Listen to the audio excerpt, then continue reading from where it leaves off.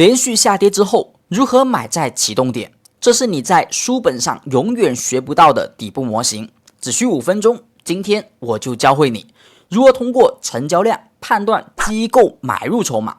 这是股价见底前的抄底信号。听完本视频，胜于很多人自学10年的效果，因为你将站在巨人的肩膀上观察市场。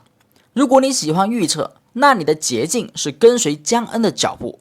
而如果你喜欢的是成交量，你就必须认识这位量价之父理查德·威科夫。威科夫操盘术时至今日依旧受到机构投资者的青睐。今天阿哲就分享其中一种脱胎于威科夫操盘术的量价抄底绝学，建议点赞加订阅，以便后期内容持续跟踪学习。抄底绝学有3个诀窍。首先，在下跌末期出现一根底部高量阴线，这意味着抛售高潮。在威科夫操盘术中有记载，熊市终止前必然存在恐慌抛售，其特征是成交量明显放大。一般情况下，要求底部成交量大于顶部最大量，或者至少是20天内最大量。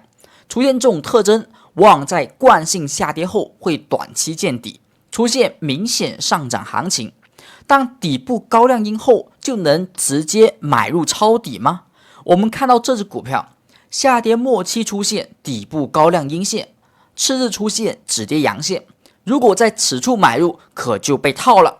并且阿哲很明确的告诉你，这2次的下跌是同一只股票，但是在同样出现底部高量阴后，结局却大相径庭。背后的原因在于，机构投资者他在抛售高潮中低吸筹码后，他往往不会立马启动行情。抄底的第2个诀窍就是，股价需要有惯性下跌的过程。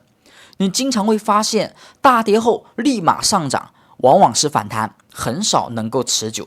所以我们要求高量阴下跌后，第2天需要出现一根缩倍量的阴线。注意，一定要阴线，而不是阳线。一定要缩倍量，而不能继续放量，意味着恐慌性抛盘在市场底部附近被机构吸筹的可能性大大增加，这便是双阴缩倍量抄底术。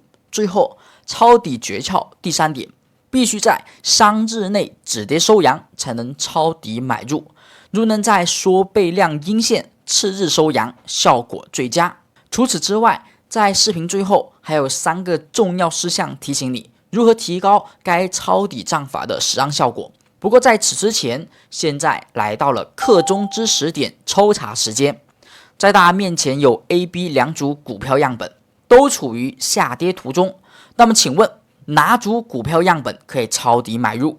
如不能买入，原因又是什么？对于这个问题，如果能够思考清楚，今天你的时间就没有白费。思考一下，评论区留下你的答案。现在回过头看到最前面这只股票，你会明白为什么可以抄底买入，并且成功买在启动点，因为它符合双阴缩倍量抄底术。现在我们更深入一步，在实战中你还需要关注除买点外的其他因素。阿哲在图中画了3根线，都是实战中的关键价位。1号线是抄底结构的最低价，它是我们的止损价。如果买入后价格没有止跌，而是继续下跌破位，则必须立马止损。反之，它也是关键的支撑线。如果股价下跌再次回落到该位置，没有出现有效破位，反而止跌上涨，则还能继续加仓买入。2号线是底部高量阴线的高点，下跌中底部高量阴往往具有压力。在成功抄底后，这会是我们关注的第1个止盈点。如果明显股价受阻，则需要考虑减仓，甚至激进的朋友在短线上可以全仓获利了结。最后就是3号线，它是下跌的起始点，有时候它会和2号线重叠，往往它是我们抄底后的卖出点位。如果使用双阴抄底术，我们可以以1号和3号线计算盈亏比，而后再进行交易。这就是其中一种威科夫量价抄底术。在下跌的市场，当股价放出明显高量阴线时，你就要特别注意了，往往低点就在不远处。这是量学小课堂第13讲的内容，学会量价分析，看懂市场语言，后续内容持续更新，点赞订阅不会错过。我们下期再见。